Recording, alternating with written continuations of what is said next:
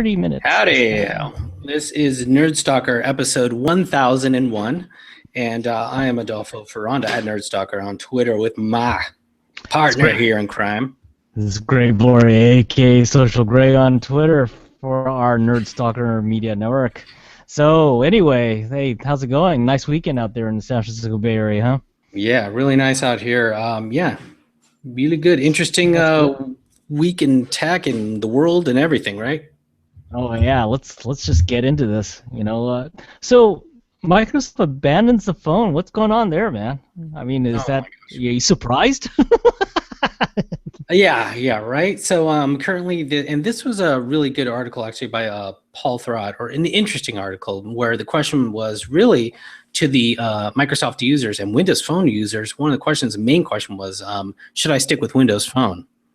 Right, is the thing. And since Microsoft recently announced that they're kind of surrendering the phone market to Android and iPhone pretty much and laying off I think it was somewhere around 7,000 people from the Nokia acquisition or whatever, Nokia. And what, the media seems to be, in my opinion, accurately portraying as Ballmer's huge mistake in the acquisition, right? Just hemorrhaging all this money for Nokia. And what Microsoft is saying for the foreseeable future, so it seems to be a short-term kind of thing. They're going to support being in the Windows Phone market to some capacity. Now, they are going to supposedly really strip down the amount of phones that they have or models and stuff that they have to offer. So we'll see how that is. But really, in my opinion, I think you should get out myself. As great as a Windows Phone may or may not be, according to you, I think that might be a smart move to, jump on the Android, iPhone, or whatever bandwagon, BlackBerry, Titanic, if you want to as well. At this point, Very Titanic, right? I mean, his argument, was that Microsoft's committed to making smartphones, which kind of vague, fewer models, more focused phone effort. Windows 10 is coming. They're going to try again to grow the ecosystem. There's no risk in using a Windows Phone because they're supporting your existing phone for as long foreseeable future, in quotes, right? The competition can only get better. So it just, I feel bad for these Microsoft type of media people who exclusively cover their space, right? In essence, because all the sexiness to some extent, a lot of it was happening in this mobile and phone space. Now, we should mention that Surface has been doing better, right? It appears, and there's some buzz with Surface to some extent. So, Greg, your thoughts? Well, I think I read a piece. I don't know where I read it, but I think it was an interesting title, so I decided to read it because it said developers are killing Windows Phone. And it's always been the argument that the app stores drive the device, right? Right. At least choice, right? So in this piece they were talking about that one of the big developers are big B2B businesses. So like when Chase Bank last year or something like that recently left, pulled all the Chase mobile app stuff from the Windows Phone store, it signaled that even big brands aren't willing to support Windows Phone now, right? So, and if Chase Bank leaves, right? Yeah, a lot of practical type of usages and important type of usages, yeah. Yeah, and I think recently I think Tumblr decided not, because think about it, right? You have Android, you have iOS, and now you probably have to dedicate another team towards Windows Phone if you're an app developer, and why would you? Right. And it ends up being a boat anchor on your operating expense, I think. So that's my thoughts on that. Well, why not just make your own phone at Maker Camp?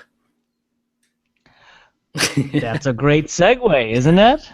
No, it's an awful my segue, God! But take it away, my friend. Oh, let's talk. Well, a week and a half ago, the Nerd Stalker team was happy to be invited to the Maker Camp launch at the old Exploratorium. And if anyone doesn't know San Francisco, the old Exploratorium was located at the Palace of Fine Arts, where the 1915 Pan American Exposition. Beautiful location, yeah. I think there's other notables in that space, kind of like Wearable World and stuff like that. So, it's not it's not foreign to techies in any stretch of imagination. But we were invited there. We got a kind of glimpse of the new makerspace. If you check out our article, we got a chance to interview Dale Doherty, a really interesting guy. I asked him about like education innovation, and he kind of gets it. He really said that, well, you can't have one without the other. So what we're driving is the education end, which then drives innovation, which then drives education again. So it's that whole loop ecosystem. And another thing he said that was really fascinating, he said since the public schools are cutting all what they call, I think you and I grew up at the same time. So you remember when in I guess it was junior high, we'd have to take a shop class or something like that, or something close to that, right? Mm-hmm. Well, he's saying that really the maker movement's supplementing that because kids aren't getting that anymore.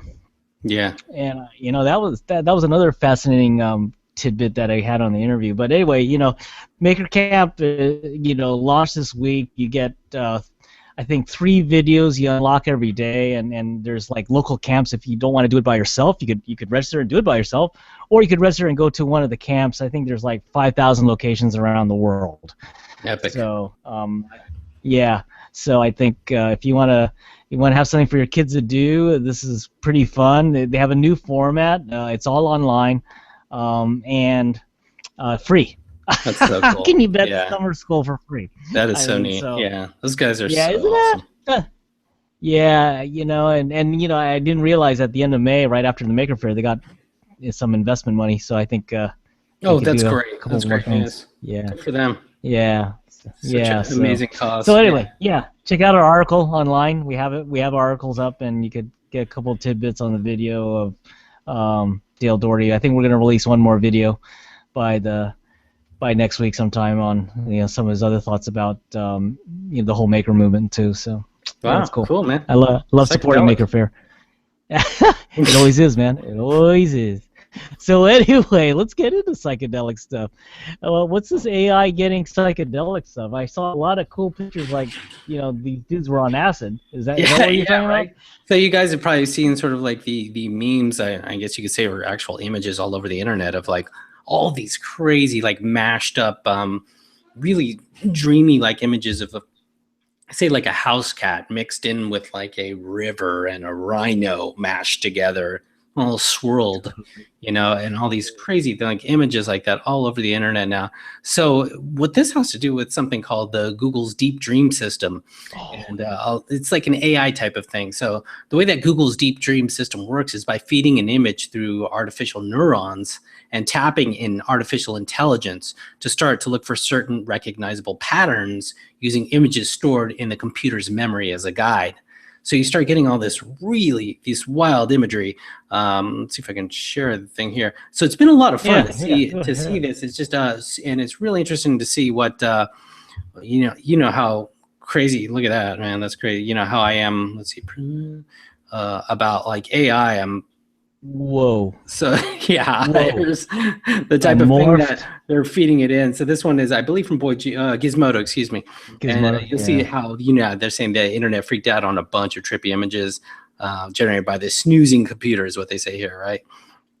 So I just thought it was really neat to see what they're doing in terms of with all this AI and what they're showing here is sort of like that your brain is superior, the neural network, sort of your brain versus what Google can do. And like your brain on psilocybin, so to speak, which a lot of you guys may have heard of peyote or that type of thing down in what you do in South America, et cetera, et cetera. Anyways, it's very interesting to, could you imagine that computer being in charge and thinking, hey, this makes sense. Let's mash Greg and a house cat and a bear together and swirl them around in a petri dish. Well, I think it's more the modern version of what was that? All that self-similarity stuff that they were doing, on the net in the 90s, Right. You know, a lot of these wild images they were coming out. That's like if you just go down further and further, you would get it. God, it escapes the name escapes me right now, but it was just like that. But now it's the modern version of that, where it's actually morphing real images and stuff like that. But they're all so Real similar, time, like automatically. Yeah, I think, and the computer's doing totally, it. Nuts.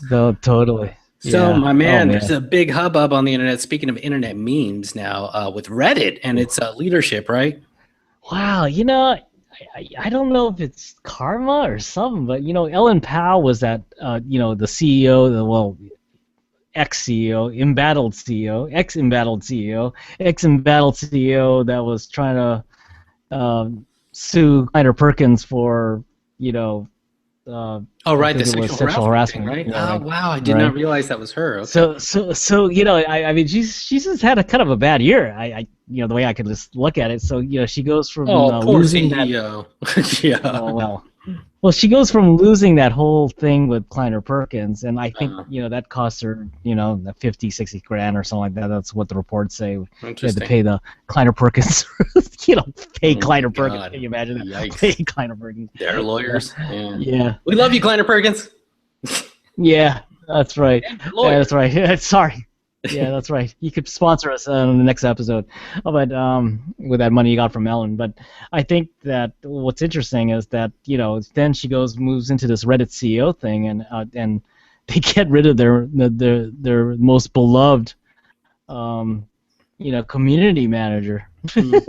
Yeah, at Reddit, and then it just goes on and on. And then, you know, there's this, you know, everyone starts firing back because they didn't tell any of the moderators that she was gone. So it was one of these kind of weird, you know, weird firings or letting goes Right. type of thing. Right. You know, I mean, you know, it's the She stuff just you got see like at disappeared. big companies, right? Yeah. It's the stuff you see at big companies, right? I mean, you and I know Yeah. that type Yeah. of stuff, Yeah. right? Just Yeah. For suddenly, sure. you know, your boss is gone, your boss's boss is gone, and you're like Right. going like, what happened to Randy? Well, Randy's now in charge of There will be no you know, speaking of special Randy. projects. Yeah, Uh, he's now the director of special projects at the corporate Randy level. who? Yeah.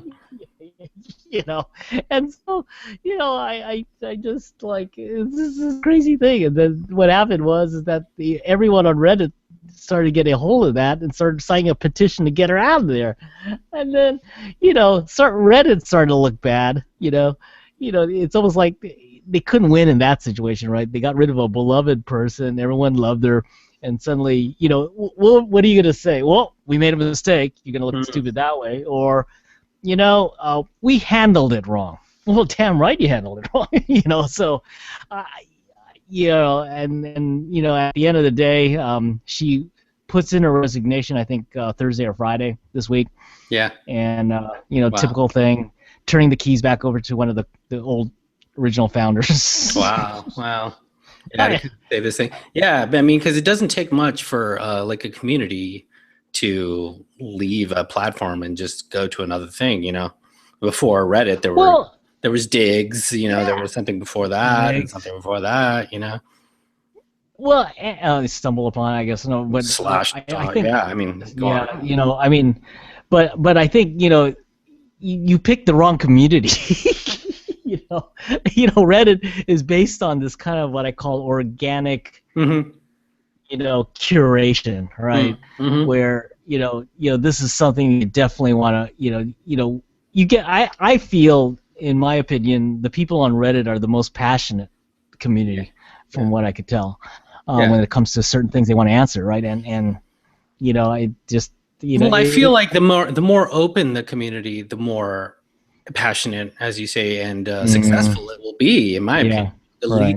The least amount of like censorship and, you know, hands involved trying to control it, I think is, you know, more I effective. mean, I don't know why I don't know why they just didn't handle the typical PR big company way, where they get that person they're trying to oust her to send a nice letter to everyone. Hey, you know, as this new manager's moved in, you know, we're coming to some philosophical differences. You know, I like to thank everyone for all these years of support of me. I'm going to move on to other things. You know that crap, right? That Right. crap, right?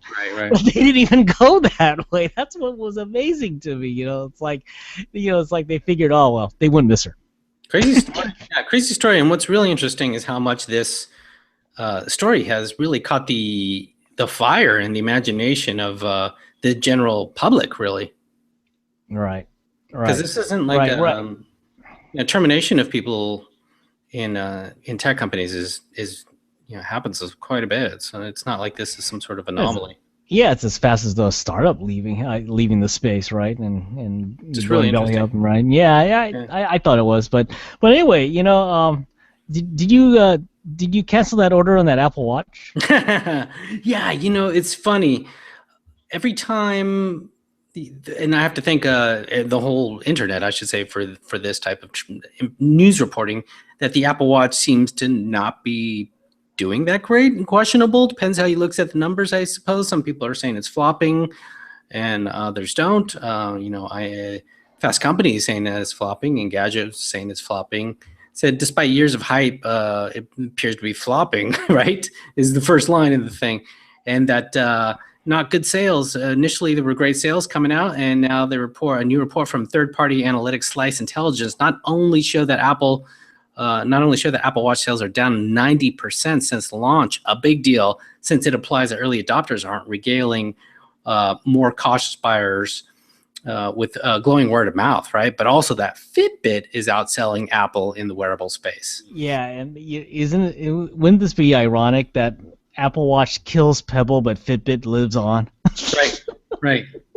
Yeah. Wouldn't that be an irony? I don't know if it's a fair comparison, though, because the Fitbit is a fraction of the cost of the Apple Watch or Watch. Or Pebble in general. And it's been in the market for a long time, and it only does sort of a limited thing compared to the Apple Watch. But the people that I know that have the Apple Watch really like it. But I don't know, man. What do you? In my opinion, I just don't have an urge or even a desire an impulse to really go out and buy this, regardless of the company, a really tricked out watch. Well, I thought we moved away from that with the phones, right? But I think about maybe 3 weeks ago, Mickey and I attended the one of the Apple Watch hackathons during the developers conference week, right? Mm-hmm. And very interesting, very interesting. I was watching maybe 30 pitches. I mean, a lot of pitches on this Apple Watch stuff, but it almost felt like Google Glass for some reason. And I can't describe why I think it is, but the feel is that everyone's kind of searching to find something that it would be good for, where, when Apple releases something, generally they have it all dialed in. They have, you're going to use it this way, and here's some, and they kind of did that, but not totally did that. You know what I mean? Well, you bring up another point where I've been very suspicious of wearables, this term wearables, as of late.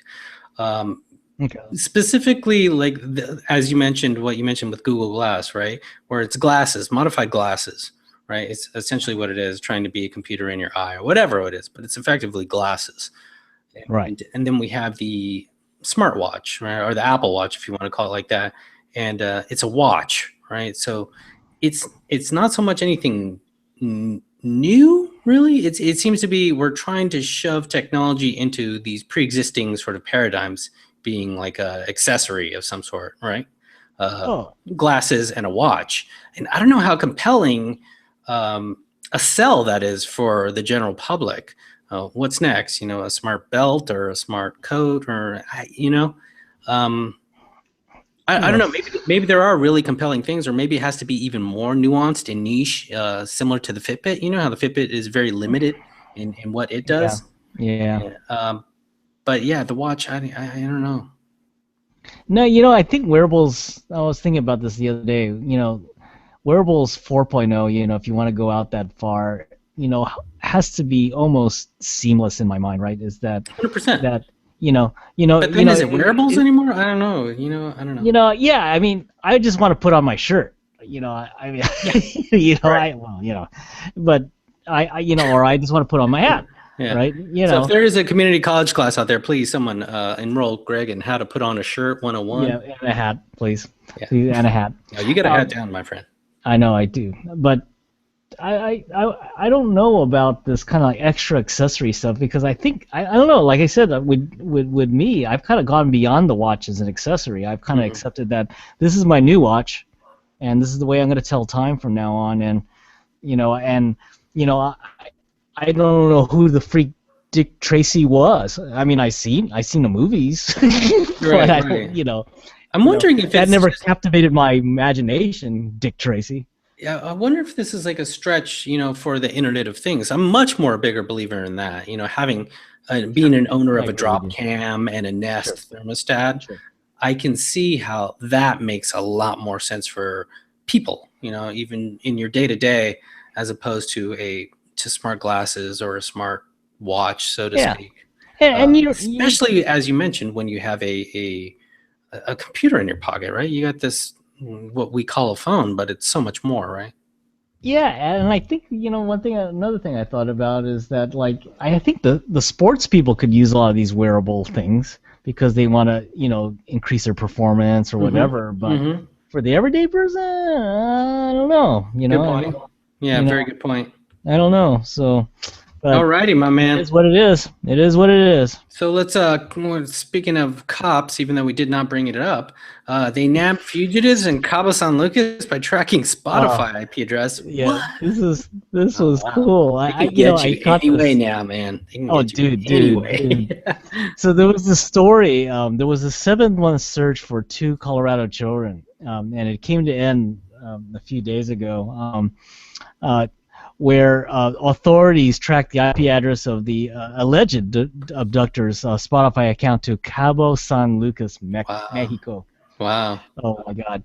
And so, I mean, it's like, I guess it's kind of funny, we don't think about these things, but, like you said earlier, this is a walking computer, which means it has a way to connect to something. 100%, yeah.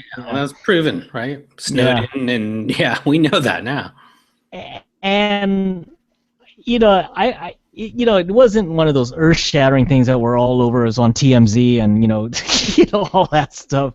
But I thought it was just interesting that the new age of police detective work has to include some kind of cyber police work, right? It hasn't, I mean, it's all over the TV, right? If you see, NCIS and all those guys, right? Right. But in fact, I just saw a recent episode of Community, which you people should be watching for free on Yahoo Entertainment. It's fantastic. And there is an episode where the school has been hacked, right? The community college that they're at. And they have to bring in their smart cyber task force. And so this traditional, beat cop of the town comes in with a kid that's around, I don't know, he looks like he's about 7 years old, right? And he's in a police uniform. And they're like, this is our cyber police officer. And the kid's like, just give me a laptop. Let me take care of this. Shut up, you guys. It's hilarious. Right? I'm in. Highlights your point, right? That's exactly. So, but Spotify IP address, that's pretty cool. I think, like, even criminals love Spotify. That maybe Spotify should use that as a commercial. It really shouldn't be a surprise to anyone anymore, right? That you're easily accessible in any digital type of respect, right? I think this notion of almost expecting any privacy or deletion or anything like that is almost laughable at this point, right? Well, it's laughable because I'm thinking people are thinking of what we're doing normally on our phones as like in the older days of like radio or air TV or something like that, right? Where, there's no way that there's not enough smarts in any of that. We're just watching it, right? So I have a feeling like we're treating these devices as something that we kind of took for granted in the earlier days of radio and TV, as something we're just using it and it's just something, but it has but not understanding the technology behind it, right? And I thought that was pretty funny. I just wow. Anyway, All right, man. Facebook. let's go to Facebook. Yeah. Ooh. Facebook Messenger. So Facebook Messenger no longer needs a Facebook account, and I thought that was kind of weird. I don't know. What do you think? I don't know that. I mean, are they trying to compete with WhatsApps or? Yeah. It's funny because I just don't see that another need for another messenger type of solution. Yeah, myself. I mean, yeah, but I guess that's good, to get people on Facebook. Yeah. They seem to be everywhere though, man. I mean, there seems to be Facebook authentication for every website that you go to now, right? You can, if you want to sign up for an account, you just click let Facebook. Right. I mean, between Google and Facebook, those OAuths are standard now, right? Yeah, that's it, right? I mean, it's almost kind of like, and I thought I was kind of laughing about this. When you have 900 million or 1 billion users, why do you need to separate? Yeah. I mean, but someday I think and apparently Google, Facebook and Google probably. I'm sure Google too, if you're using Chrome, but Facebook tracks every website that you go to and everything too. Via their cookies, even if you're not on Facebook. Right. Turn off your cookies, my friends. No, don't do that. No, I'm just kidding. My opinion. Yeah. You want to follow us, right? But anyway, let's go on to the next one. Lego-like modular snake robots developed by Carnegie Mellon. Yeah, so Carnegie Mellon, Lego-like modular snake robots. It's just like it sounds. We love robots and we love snakes, right? Well, some don't, some do, right? So anyways, the Carnegie Mellon's non-snake chimp robot did not win the DARPA challenge. They got some snake bots up their sleeves that may prove to be promising. Yep, snake bots, people, if you've heard of them. They're modular snake robots, and they're a bit like Lego, right? They're all these pieces. And developers have come up with short snake sections, each of which have their own brain, effectively. They can be snapped together before deployment by the operator, who can make snake bots or crab-like snakes move around and to move as however they want. I've got to share these images because it's so wild here. But it's always fun to see what these people at Carnegie Mellon or all these universities are up to. And here we go. And you see here sort of like the snake, the modular piece. You can see the brains within the piece. They kind of just snap together and they do kind of really interesting things. Let's see down below here. Here's the sort of spider-like thing that they put together where there's legs and this type of thing. So you could see a lot of practical perhaps usages for this. And if you go, perhaps go into a firing building, a bomb deactivation type of thing, maybe a nuclear site that's been something, or perhaps a toxic dump area or something like that. All right. Or just to terminate bad That is people. so cool. So yeah, check it out, you guys. Really interesting what Carnegie Mellon's doing. That's cool. That's very cool. Speed round. This is a speed round. So Facebook did a design change on you guys, and you probably didn't even notice. Thanks to a Business Insider for this one. So it's reported that the Facebook has changed its Friends logo to make the man and woman equal. In fact, now I believe the woman is in front of the man and at the same height. Oh yeah, that's right. Yeah. Right. So let me that's kind really cool. Yeah. Well, it just kind of those are subtle. Those are subtle things, right? But subtle things kind of always. Let me share it right here real quick so you guys can see it. Can you see it right now? Yeah. Mm-hmm. Yeah. So you can see the old one on the left there, and then the new right one, and it's subtle, but I guess after they talked about it, is that this kind of makes some sense, So wow. I mean, design, man. It's all about design, huh? Yeah. So anyway, speed round. I just wanted to bring that up. Catch that. Electric aircraft makes its first English Channel crossing thanks to Gizmo. Cool. So right after the solar, I think some of you have seen that I believe there's a solar plane that flew around the world or something like that recently. A electric aircraft makes its first English Channel crossing. This is really promising because, as a lot of you know, one of the biggest forms of pollution out there are those jets that we're flying around in, right? And all those little Cessnas and stuff. So what a boon that this would be if we could get an electric aircraft to take over sort of what's happening now, or even better, a solar or some sort of combination of the two. It seems to be that this technology is fast approaching, and we're making very important strides in this space here. Cool. So wow. Was it unmanned or manned? Or? It was manned. Yeah, this one was manned, wow. which is neat. So someone can still have a job. How about that, huh? Yeah, we weren't talking drone, right? Here's the the electric the EFIN technologies that they called it. Oh, neat. Yeah. Wow, that's cool. Animal crossing. All electric. Wow. Fun stuff there. So check it out. And that's if you guys there's a video down there too. Nice. Let's play. Yeah. Good man. Play. Okay, speed round. Amazon. Yay, man. Big Friday's coming back. So it's Amazon's 20th birthday. That's on right. Tuesday, on Wednesday, I think the 15th of July, right? coming up. Yeah. Man. Yeah. There's a big buzz about this. The only thing you need to do is sign up for the Prime program, which you get 30 days free anyway. So if there's some electronics you wanted to do, and maybe some of those things, kind of like what Adolfo had in his living room, the Echo. Maybe that's something you might want to check out. So anyway, put a mark in your calendar. As of midnight Eastern time on the 15th, which is 9 o'clock Pacific time, you'll be able to get some pretty darn good deals on through Amazon for their birthday if you're a Prime member. So very cool. Mark the calendar. Excited about that, my friends. All right, tip time. All right. Tip time. Yes, tip time. All right, so my tip to you guys, as you can hopefully see here, is the Amazon Photos. Right, so here they're calling it Amazon Cloud Drive Unlimited Photo Storage, free with Amazon Prime. As Greg was mentioning about Amazon Prime, one of the big benefits that I've been playing with is Amazon Photo. Very cool. Oh, okay. Type of solution, very similar to what Flickr has been doing as of late. So the design is very modern, very current, and it looks really good. And yeah, as you see there, unlimited photo storage. I have, just for kicks, since I am a Prime member, I've just hooked it up to my drive, and it uploads every single photo I have. I know there's limited video photos as well, and what's really nice about the Amazon Cloud Drive is that they're allowing you to up like higher res photos. So that's very enticing as well.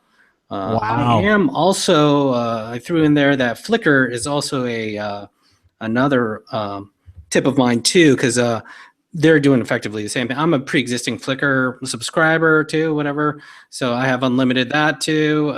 They've just updated their solution. They have a particular application you can put on your Macintosh where it can actually mirror your photos directory, and automatically any photo that you put, if you're an iPhoto user, or Photos now as it's called, nice. Yeah, it will photos. automatically sense when a photo goes in there and shoot it right to Flickr, and it looks really nice. Cool. You don't even have to think about it.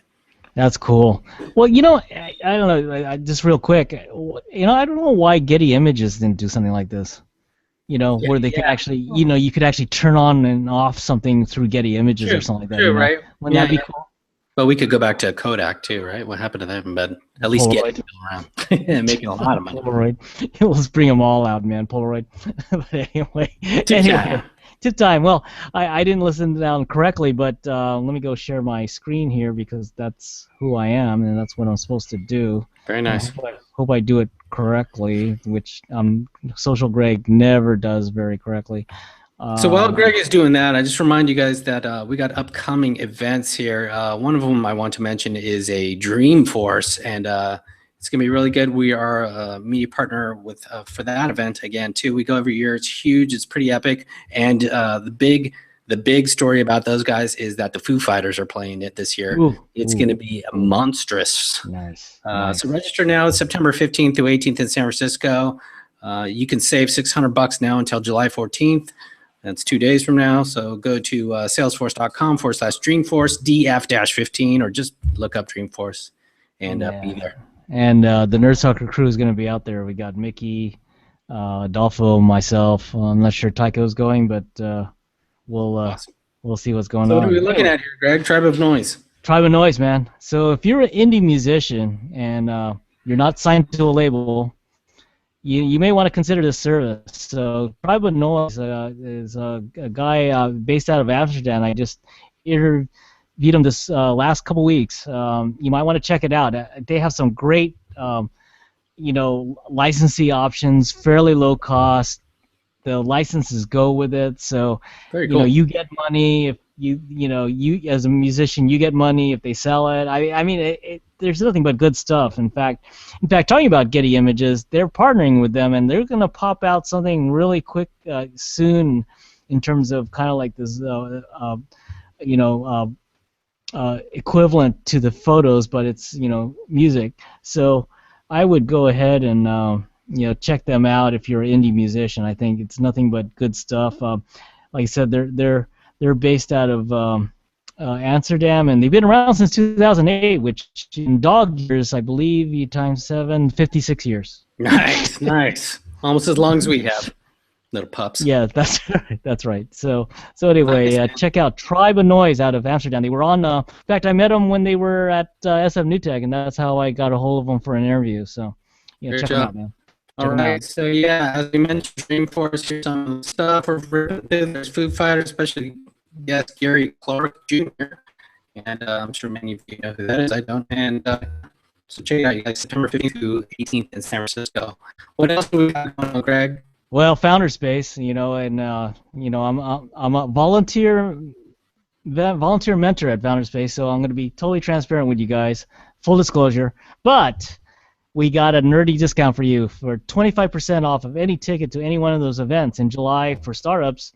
They have the Art of Closing deal, so Captain Hoff will be talking about that. Managing your investors, that's another one. Also, they have a party every month, every once in a while, every quarter they have a party, and there'll be a DJ, and there's a 25% off there, and also there's a pitch day. Where their existing class or upcoming class of in their accelerator program pitches to a bunch of famous VCs and corporate investors. So you guys want to go to that? That's happening this month in August. So check out in our NerdStalker site upcoming Founder Space events you gotta love. Thank you so much. Yeah, Excellent. Thank you so much, my friend. Thank you All so right, much. everyone, that brings it to a close, you guys. Well, thank you for watching and listening to NerdStalker again. We really appreciate it. Yep. I am Adolfo Fronda at NerdStalker. You can find us on YouTube /NerdStalker TV and at nerdstalker.com, all over the place, on Twitter at NerdStalker. And again, thanks to Greg for all his hard work. Greg Valoria. Thank you, sir. AKA Social Gray on Twitter. So anyway, when is our anniversary, my friend? When is the NerdStalker annual? Every day, baby. Every day is an anniversary. Yeah, think big, my friend. That's right. He brings me flowers and chocolates every day. Every day. Anyway, thanks a lot for a great show, man. We'll catch you again next week. All right. Thank you all. Take care.